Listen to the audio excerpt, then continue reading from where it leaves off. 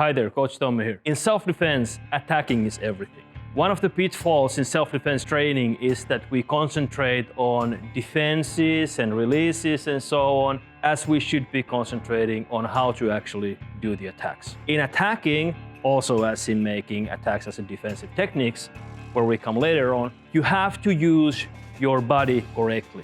It's not just about turn your hip. It's not about turn your shoulder. It's not about stretch your arm further there. It's not how you actually land the hit, but it's about using the core of your body, being in a situation that you can actually use your body to make the strike. And now this also resonates in the effects or the psychological effects of the self-defense situation, where we get scared, we get spooked. So we get into a fetal position here. And now, if you train from a positions like this, you are relaxed, and now all of a sudden you are in a situation that you are here, and now the strike doesn't go. You cannot deliver your attacks. So now, in this video, we go a little bit about punching and using the fetal position in punching. As in self-defense training, it's always hard when we are punching our training partners. Even though if we have helmets and everything, the neck will take a little bit of hit all the time. So that's why we end up in a situation that we are actually stopping our attacks. For that, it's important to use something to hit. Now when we are focusing on hitting and delivering the punches, instead of a person, we're using now this type of pads or mitts. The idea now for my training partner or trainer here, Hedi, is to actually initiate the motion of the attack where I react. And now the motion will be a kick to my groin. So if I do not move, I get hit to the groin. That's my mark to go into punching.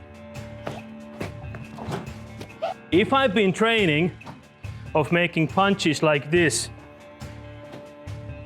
or even if the pads are there as to not to hit herself with them, and still I've been doing this and this, I'm not reaching anymore.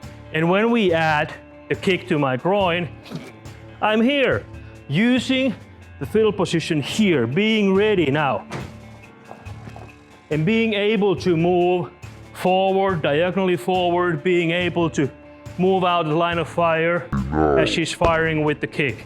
So when you go into punching and training that, think of this, get to the fetal position.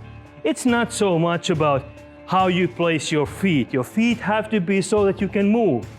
If your feet are like this, or you're standing like this, you cannot move. Nothing happens. Motion starts from the body, and the punches start coming, and we're going forward, or diagonally forward, not be hit.